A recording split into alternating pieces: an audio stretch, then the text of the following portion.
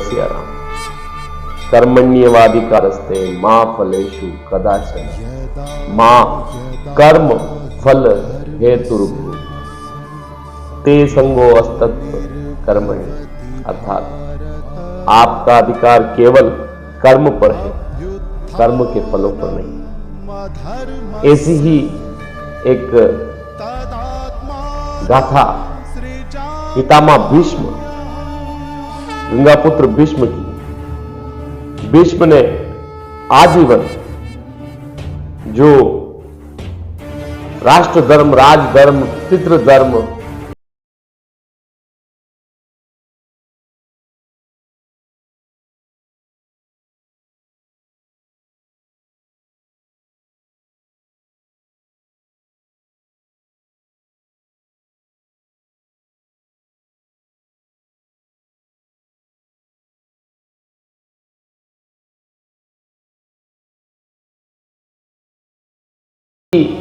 कई प्रसंग आप सभी ने सुने होंगे, उनके जीवनी के बारे में आपने सुना होगा।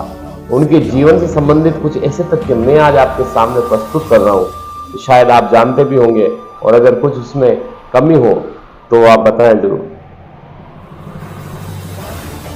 शांतनु, राजा शांतनु ने जब गंगा से विवाह किया तो उससे देवव्रत का जन्म हुआ। देवव्रत नाम था पितामह भीष्म का, और ये आगे चलकर भीष्म कहलाए।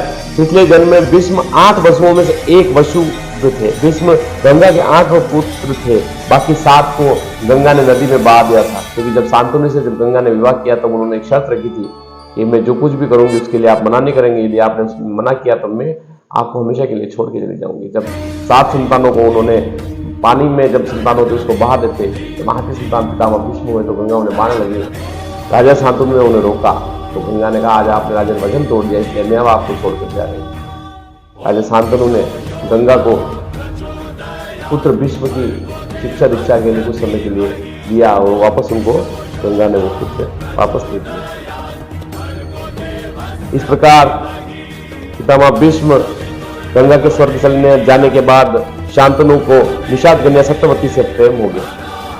वे उसके प्रेम में तड़पते थे। सत्यवती ने शांतनु से विवाह करने के लिए भीष्म के समक्ष अपने पुत्रों को हस्तिनापुर की गद्दी पर बैठने की शर्त रखी। तब भीष्म ने आजीवन ब्रह्मचारी रहने की प्रतिज्ञा की और सत्यवती को लेकर राजमहल आ गए, और यही प्रतिज्ञा उनकी भीष्म प्रतिज्ञा कहलाई। राजा शांतनु ने प्रसन्न होकर देवव्रत से कहा, हे पुत्र, तूने पितृभक्ति के वशीभूत होकर ऐसी कठिन प्रतिज्ञा की है। तेरी इस पितृभक्ति से प्रसन्न होकर मैं तुझे वरदान देता हूं कि तेरी मृत्यु तेरी इच्छा से होगी। तेरी इस प्रकार की प्रतिज्ञा करने के कारण तू भीष्म कहलाएगा, और तेरी प्रतिज्ञा भीष्म प्रतिज्ञा के नाम से सदैव तक प्रख्यात रहेगी। सदियों सदियों तक की प्रतिज्ञा याद की जाएगी।